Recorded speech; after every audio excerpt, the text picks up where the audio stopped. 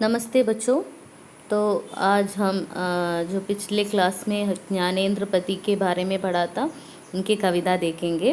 तो आपने ज्ञानेंद्र पति के बारे में नोट में लिखा होगा जो मैंने कल बताया था, എഴുതിയിട്ടുണ്ടാവുമെന്ന് വിചാരിക്കുന്നു. ജ്ഞാനേന്ദ്രപതിനെ പറ്റിയിട്ട് ഒരു ചെറിയ ഷോർട്ട് നോട്ട്. ഓക്കെ, അപ്പം ഇന്ന് നമുക്ക് കവിതയിലോട്ട് പോവാം. യഹ ज्ञानेंद्र पति हिंदी साहित्य के एक प्रसिद्ध रचनाकार है. उन्होंने प्रदूषण के बारे में, पर्यावरण प्रदूषण के बारे में बहुत सारे कविताएं लिखी हैं. गंगा तट, नदी और साबुन जैसे रचनाएं लिखी हैं. ये भी एक ऐसी ही कविता है जो बीज की व्यथा है. एक बीज की व्यथा के बारे में कह रहे हैं. എന്താണ് ബീജിനുണ്ടാകുന്ന സങ്കടങ്ങൾ, അതിനെ പറ്റിയിട്ടാണ് ഈ കവിതയിൽ പറയുന്നത്. ओके, तो पहले हमारे भारत तो एक कृषि प्रधान देश है. നമ്മൾ ഇന്ത്യ എന്ന് വെച്ചാൽ ഒരു കൃഷി അതിന് ഇമ്പോർട്ടൻസ് കൊടുക്കുന്ന നാടായിരുന്നു. ഇപ്പോൾ അതെല്ലാം തിരിച്ചിട്ടാണ്. ഇപ്പോൾ കർഷകനാണെന്ന് പറയുന്ന പോലും നാണക്കേടായിട്ട് കണക്കാക്കുന്ന ആൾക്കാരാണ് ഇപ്പോൾ ഉള്ളത്. വൈറ്റ് കോളർ ജോബ് മാത്രമേ ഇഷ്ടപ്പെടുന്ന ആൾക്കാരാണ്. ഭൂമിയിലിറങ്ങി പണിയെടുക്കാനും അല്ലെങ്കിൽ മണ്ണ്, ചളി അതെല്ലാം ദേഹത്ത് ആവുമ്പോൾ നമുക്ക് അറപ്പായിട്ട് തോന്നുന്നതൊക്കെ ആ ഒരു സാഹചര്യത്തിലാണ് നമ്മളിപ്പോൾ ജീവിക്കുന്നത്. പക്ഷെ നമ്മളുടെ ഏറ്റവും ഫെർട്ടിലൈസ് ആയിട്ടുള്ള ഭൂമിയാണ് ഇന്ത്യയിലെ, കൃഷിയോഗ്യമായ ഭൂമിയാണ് ഇന്ത്യയിലെ ഭൂമി. പക്ഷെ നമ്മളത് വേണ്ടോളം യൂട്ടിലൈസ് ചെയ്യുന്നില്ല. അതിനൊക്കെ എന്താ ചെയ്യുന്നത്, നമ്മൾ കുറേ മണ്ണിട്ട് അവിടെ ബിൽഡിങ്സ് കൊണ്ടുവരികയാണ്, അല്ലെങ്കിൽ അതിനെ വേറെ എന്തെങ്കിലും രീതിയിൽ നമ്മളുടെ സുഖ സൗകര്യത്തിന് വേണ്ടി ആ വയലൊക്കെ നികത്തുകയാണ് ചെയ്യുന്നത്. ഓക്കെ, ഇപ്പം നമുക്ക് കാണാം ഇതൊക്കെ നികത്തിയതിൻ്റെ ദൂഷ്യഫലമായിട്ട് നമുക്ക് പല കലാമിറ്റീസും ഭൂമിയിൽ തന്നെ വരുന്നത് നമുക്ക് കാണാം. ഓക്കെ, അപ്പം പണ്ട് കാലത്ത് നമ്മളുടെ പ്രാചീന രീതികളുണ്ടായിരുന്നു. എങ്ങനെയാണ് നടേണ്ടത്, അല്ലെങ്കിൽ വിത്ത് എങ്ങനെ ഇടേണ്ടത്, അല്ലെങ്കിൽ വിത്ത് എങ്ങനെ സംരക്ഷിച്ച് വെക്കണം, അങ്ങനെയുള്ള കാര്യങ്ങൾ പണ്ടത്തെ രീതിയിൽ നിന്ന് വ്യത്യസ്തമാണ് ഇപ്പോഴത്തെ രീതി എന്നാണ് ഇവിടെ പറയുന്നത്. അപ്പോൾ പണ്ട് സ്റ്റോർ ചെയ്ത് വെച്ച കുറേ നമ്മൾ നല്ല വിത്തുകളൊക്കെ നമ്മൾ സ്റ്റോർ ചെയ്ത് വെക്കും, അറിയില്ലേ? അത് നമുക്ക് നോക്കാം ഇതിലൊക്കെയാണ് സ്റ്റോർ ചെയ്ത് വെക്കുന്നത്, അതൊക്കെയാണ് ഇതിൽ പറയുന്നത്. അപ്പം ഒരു കവിത എടുക്കുന്നതിന് മുമ്പിൽ ഒരു ഐഡിയ ഉണ്ടായിരിക്കണം എന്താണ് കവിതയിൽ പറയുന്നത്. അപ്പം നമ്മളുടെ സീഡിനെ പറ്റിയിട്ടാണ്. അപ്പോൾ ആദ്യ കാലഘട്ടങ്ങളിൽ നമ്മളുടെ ഇന്ത്യയിലുള്ള സീഡ് തന്നെയായിരുന്നു ഉപയോഗിച്ചുകൊണ്ടിരുന്നത്. പിന്നീട് 1960-ലാണ് ചില റെവല്യൂഷൻസ് എല്ലാം വരുന്നത്. അപ്പോൾ നമ്മൾ ഹൈബ്രിഡ് നമുക്ക് നോക്കാം, high yielding variety, hybrid varieties seeds കൊണ്ടുവരാൻ തുടങ്ങി.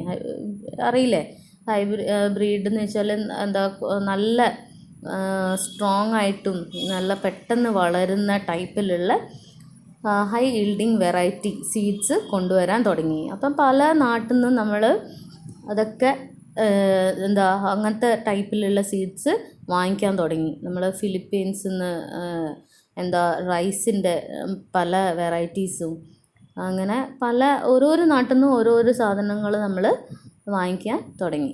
ഓക്കെ, അപ്പോൾ നമ്മളുടെ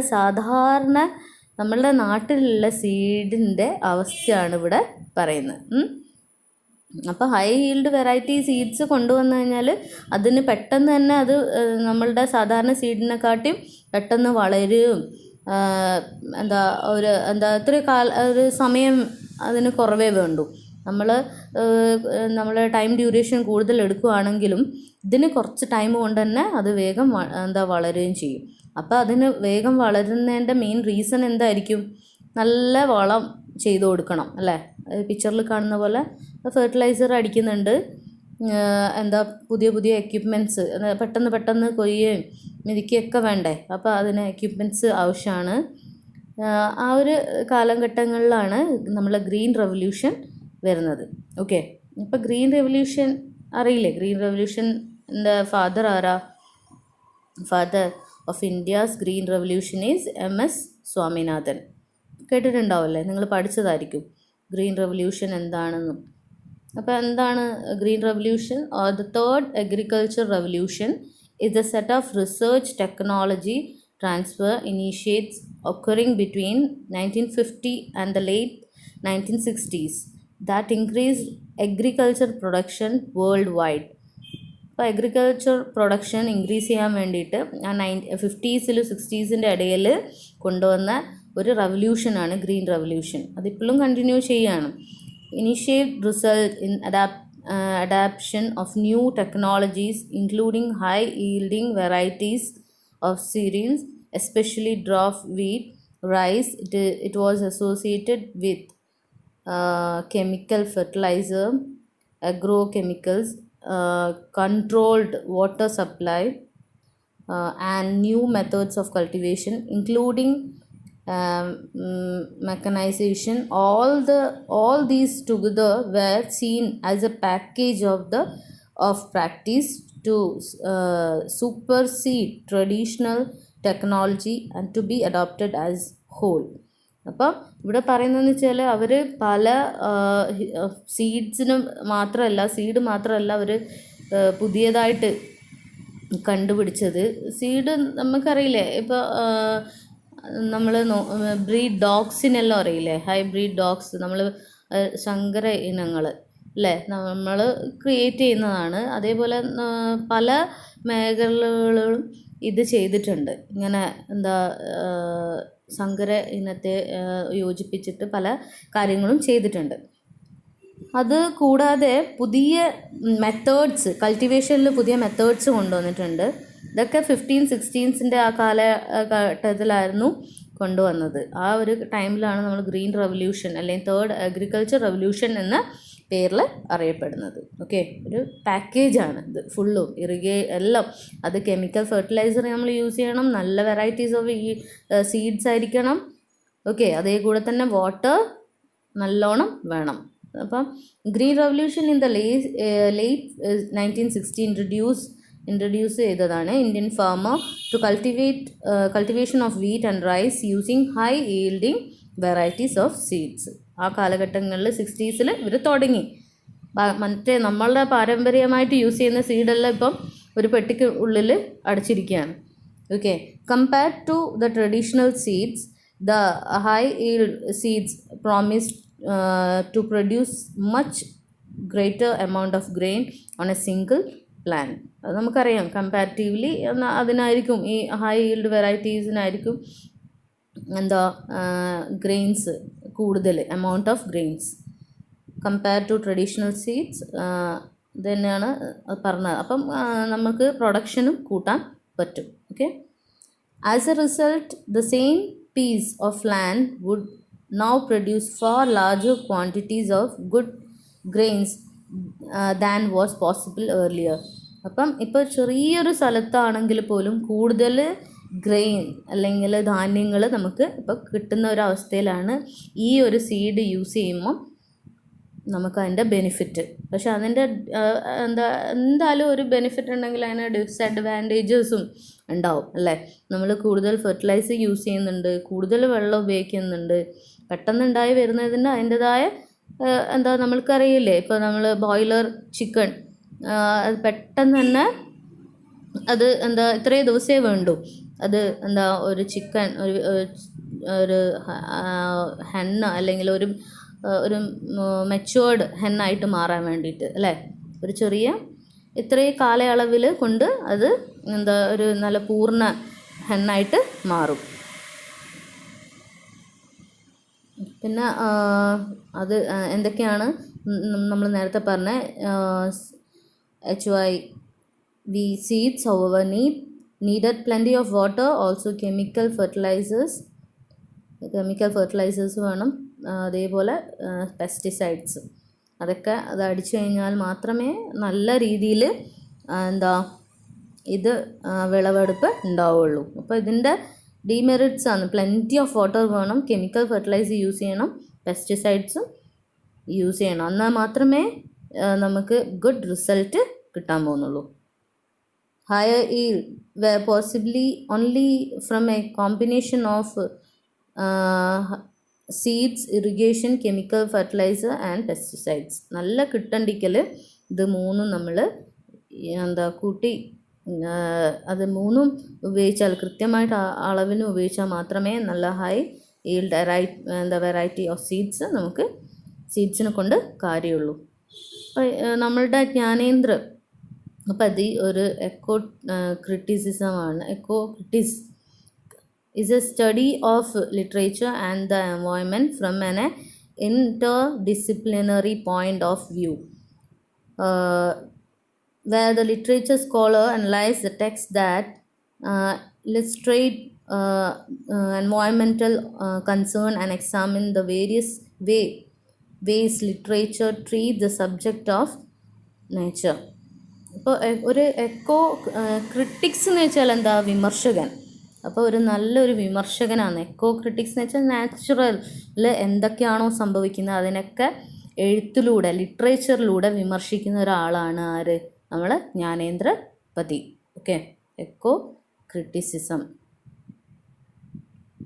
ഞാൻ പറഞ്ഞ ആ ബ്രീഡ്, വെറൈറ്റീസ് ഓഫ് ബ്രീഡ്, നമ്മൾ സീഡിൻ്റെ മാത്രമല്ല, സീഡ് നമുക്ക് പല സങ്കര ഇനം കൂട്ടിയിട്ട് നമുക്ക് പുതിയ പുതിയ സീഡ്സ് ഉണ്ടാക്കാം. അതേപോലെ തന്നെ എന്താ ബ്രീഡ് ഓഫ് ഡോഗ്സ് അല്ല, ഡിഫറെൻറ്റ് കൈൻഡ്സ് ഓഫ് ഡോഗ്സ്, ബ്രീഡിലെ ഡോഗ്സിനെ നമുക്ക് കാണാൻ പറ്റും. ജസ്റ്റ് ഒരു എക്സാമ്പിളിന് കാണിച്ചു തരികയാണ്. Varieties of dogs, variety breed, ഇതൊക്കെ എന്താ ഓരോന്ന് ഫോറിൻ കൺട്രീസിൽ നിന്നൊക്കെ അവർ ടെസ്റ്റ് ചെയ്തിട്ട് അവർ ക്രിയേറ്റ് ചെയ്ത ഡോഗ്സാണ്. ഓക്കെ, ജസ്റ്റ് ഒരു എക്സാമ്പിളിന് കാണിച്ചതേ ഉള്ളൂ. നമുക്ക് നോക്കാം, കവിതയിലോട്ട് പോവാം. बीज वेदा, वे बीज जो बकारी में बंद कुंटलों में सहेजे, हड्डियों में जूहोए, दिनों दिन सूखते देखते ते मेघ स्वप्न. बीज की व्यथा के बारे में यहाँ पर कह रहे हैं. ഇവിടെ എന്താ പറയുന്നത് വെച്ചാൽ വേ ബീജ് ജോ भिखारी में बंद कुंटलों में सहेजे, हड्डियों में ചുഘോയ എന്ന് വെച്ചാൽ അത് സംരക്ഷിച്ചു വെക്കുക. ദിനോദിൻ സൂക്കത്തെ, എത്രയോ കാലങ്ങൾ നമ്മൾ ഒരു വിളവെടുത്ത് കഴിഞ്ഞാൽ ഒരു പോർഷൻ നമ്മൾ അത് എന്താ അടുത്ത വിളവെടുപ്പിനായിട്ട് വിത്തായിട്ട് ഉപയോഗിക്കാൻ വേറെ തന്നെ മാറ്റി വെക്കും. ദിനോദിന് സൂക്കത്തെ ദേക്കത്തെ തേ മേഘ സ്വപ്ന. എപ്പോഴാണ് എൻ്റെ ചാൻസ് വരിക? ഒരു വിത്ത് എപ്പോഴാണ് പൂർണ്ണത നേടുക? എപ്പോഴാണ് ഒരു വിത്ത് പൂർണ്ണത നേടുക? അത് മണ്ണിൽ പോയി അത് ഒരു എന്താ പ്ലാന്റായിട്ട് ഒരു ചെറിയൊരു എന്താ അതിനൊരു പുനർജന്മം കിട്ടുന്ന പോലെയാണ്. അപ്പോഴാണ് ഒരു വിത്ത് സക്സസ് ആവുക. വിത്തിൻ്റെ സന്തോഷം അല്ലെങ്കിൽ ഒരാളുടെ സന്തോഷം എല്ലാത്തിൻ്റെയും എല്ലാവർക്കും ഓരോ രീതിയിലായിരിക്കും സന്തോഷം കിട്ടുക. അപ്പോൾ വിത്തിൻ്റെ സന്തോഷം എപ്പോഴാണ്? അത് ഭൂമിയിലേക്ക് വിരിഞ്ഞ് വരുന്ന സമയത്ത്. ഓക്കെ, ആ വിത്ത് മുളച്ച് വരുന്ന സമയത്ത് ആണ് ഏറ്റവും കൂടുതൽ ആ വിത്ത് സന്തോഷിക്കുക. പക്ഷേ ഇപ്പം എന്താ സ്ഥിതി? എവിടെയുള്ളത്? ബി ജോ ബക്കാരി എന്ന് വെച്ചാൽ ആ സ്റ്റോർ ചെയ്യുന്ന സാധനത്തിനെയാണ് ബക്കാരി എന്ന് പറയുന്നത്. ഏതാ നോക്കാം. പണ്ട് കാലങ്ങളിൽ ഈ വിത്തുകളൊക്കെ സ്റ്റോർ ചെയ്യാൻ വേണ്ടിയിട്ട് ഉണ്ടാക്കുന്ന സാധനങ്ങളാണ് ഇതൊക്കെ. ഓക്കെ, ഒരു ഹട്ട് പോലത്തെ ബക്കാരി എന്നാണ് ഇതിന് പറയുക. ഇതിനാണ് ബക്കാരി എന്ന് പറയുക. സ്റ്റോർ ചെയ്യാൻ നമ്മളെ കേരളത്തിൽ നമുക്ക് ഇതിന് എന്താ പത്തായം അല്ലേ, നമ്മൾ നെല്ലൊക്കെ ഇട്ട് വെക്കുന്ന പത്തായം അല്ലേ, കേട്ടിട്ടുണ്ടാവുമായിരിക്കും. അപ്പം പഴയ വീട്ടിലൊക്കെ ഉണ്ടാവും പത്തായം, അതിലൊക്കെ സ്റ്റോർ ചെയ്ത് വെക്കുന്നതാണ്. പക്ഷേങ്കിൽ അത് നമ്മൾ എക്സസ് ആയിട്ടുള്ള നെല്ല് വരുമ്പോൾ അതിൽ സ്റ്റോർ ചെയ്യുന്നതാണ്. നെല്ല് വിത്തിനായിട്ട് ഉപയോഗിക്കുന്നതാണെങ്കിൽ അത് വേറെ തന്നെ അവർ സൂക്ഷിച്ചു വെക്കും. ഓക്കെ, ഇങ്ങനെയൊക്കെയാണ് നോക്കാം നമുക്ക്. ഇത് നോർത്ത് ഇന്ത്യയിൽ ഒരു ഇഗ്ലൂ പോലെ ഉണ്ടല്ലേ, ഇഗ്ലൂ വൈറ്റ് കളറിലായിരിക്കും. പക്ഷേ ഇത് ആ ഒരു മോഡലിൽ ഇതിലൊക്കെ സ്റ്റോർ ചെയ്ത് വെക്കുന്നതാണ്. ഇതിലൊക്കെ അടുത്ത കൊല്ലത്തേക്കുള്ള വിത്ത് ഇങ്ങനെ ആലോചിച്ച് നിൽക്കുകയാണ്. എപ്പോഴാണ് എൻ്റെ ടേൺ വരിക? ഒരു പുനർജന്മം ഉണ്ടാകാൻ വേണ്ടിയിട്ട് എൻ്റെ എപ്പോഴാണ് ടേൺ വരിക എന്നിങ്ങനെ ആലോചിക്കുകയാണ്. വെറൈറ്റി മോഡലിൽ സൂക്ഷിച്ച് വെക്കുകയാണ് ഇവർ. ഓക്കെ, ഒരു സ്ട്രക്ചർ തന്നെ കണ്ടില്ലേ, ഭയങ്കര ഭംഗിയാണ് കാണാൻ വേണ്ടിയിട്ട് അല്ലേ. അടുത്ത ഇത് മണ്ണിൻ്റെ ഉള്ളിൽ ഇവർ ചില ആൾക്കാർ മണ്ണിൻ്റെ ഉള്ളിൽ കുഴിച്ചിടും. ഓക്കെ, സുരക്ഷിതമായിട്ട് നിൽക്കാൻ വേണ്ടിയിട്ടാണ്. അതിന് ചിലപ്പോൾ ഈർപ്പം അധികം പറ്റൂല, അങ്ങനെയൊക്കെ ഉണ്ടാവുമല്ലോ. ഇതെല്ലാം വെറൈറ്റീസ് ഓഫ് ആ ഒരു രീതിയാണ് അവർ സൂക്ഷിച്ചു വെക്കുന്നത്. Traditional method of food grain preservation and storage. Traditional മെത്തേഡാണ്. ഇപ്പം നമുക്ക് പിന്നെ അതൊന്നും ഇല്ലാത്തതുകൊണ്ട് സ്റ്റോറേജിൻ്റെ ആവശ്യവും ഇല്ല അല്ലേ. നമുക്ക് ഗ്രെയിനൊന്നും നമ്മൾ ഉണ്ടാക്കുന്നുമില്ല, വിളവെടുപ്പ് നടത്തുന്നുമില്ല. അതുകൊണ്ട് ഇങ്ങനെ ഒരു സ്റ്റോറേജിൻ്റെ സാധനം വേണ്ട. ഇപ്പോൾ എല്ലാ ഗ്രെയിനും എല്ലാ സീഡും ഭയങ്കര ഹാപ്പിയാണ്. എന്താ വെച്ചാൽ ആരും സ്റ്റോർ ചെയ്ത് വെക്കുന്നില്ല എന്ന് മാത്രമല്ല, എല്ലാവരും ആ ഒരു രീതിയിലേക്ക് പുതിയ പുറമേ നിന്ന് വരുന്ന ആ സീഡിനെ ആശ്രയിക്കുന്നു. പണ്ടുള്ള രീതിയിലൊന്നും ആരും സംരക്ഷിച്ച് വെക്കുന്നില്ല. അപ്പോൾ ആ ഒരു ബീജിൻ്റെ വിതയാണ് ഇവിടെ നമുക്ക് കാണാൻ പറ്റുന്നത്. വേ ബീജ് ജോ ബക്കാരി മേ ബന്ദ്, ബക്കാരി കണ്ടില്ലേ, കുട്ടലോ മേ സഹേജേ, അതിങ്ങനെ വീർപ്പ് മുട്ടുകയാണ് അതിൻ്റെ ഉള്ളിൽ കിടന്നിട്ട്. ഹണ്ടിയോ മേ ജുഗോയെ എന്ന് വെച്ചാൽ അതിൻ്റെ ഉള്ളിൽ ഇങ്ങനെ കിടന്ന് മടുത്തുപോയി. ഓക്കെ, അതിൻ്റെ ആ പാത്രത്തിൻ്റെ ഉള്ളിൽ കിടന്നിട്ട് ഇങ്ങനെ വേർപ്പ് മുട്ടുകയാണ്. ദിനോ ദിൻ സൂക്തേ ദേഖ്തേ തേ മേഘ് സ്വപ്ന. ദിനോ ദിൻ, എല്ലാ ദിവസവും എപ്പോഴാണ് എന്നെ തുറക്കുക, എപ്പോഴാണ് എന്നെ വയലിലോട്ട് ഇടുക, എപ്പോഴാണ് എനിക്ക് ഒരു മുള വരിക, അതൊക്കെ ആലോചിച്ച് ആ മേഘങ്ങളാണ് ഏറ്റവും സന്തോഷമുള്ള നേരമാണ്. മേഘങ്ങളെ കാണുമ്പം അല്ലേ, മഴ പെയ്തു കഴിഞ്ഞാൽ പെട്ടെന്ന് തന്നെ അതിന് മുള ഉണ്ടാവും, അത് വളരാൻ തുടങ്ങും. അപ്പം അതൊക്കെയാണ് ആ ഒരു പാത്രത്തിൻ്റെ ഉള്ളിൽ കിടന്ന് വേഗമാണ് ചിന്തിക്കുകയാണ് നമ്മളുടെ ബീജ്, വിത്ത്. ഇപ്പോൾ ഉള്ള ആ ഒരു മോഡേൺ ഫെസിലിറ്റീനെ പറ്റിയിട്ടും പറയുന്നുണ്ട്. റിലേറ്റ് ചെയ്തിട്ടാണ് ഈ കവിത മുന്നോട്ട് പോകുന്നത് അല്ലേ. പണ്ടത്തെ കാര്യങ്ങളൊക്കെ നമ്മൾ മറന്നു തുടങ്ങിയിരിക്കുന്നു. നമ്മളിപ്പം പുതിയ രീതിയിലാണ് ജീവിക്കുന്നത് തന്നെ. ഓക്കെ, നമുക്ക് അടുത്ത ക്ലാസ്സിൽ നോക്കാം. Thank you.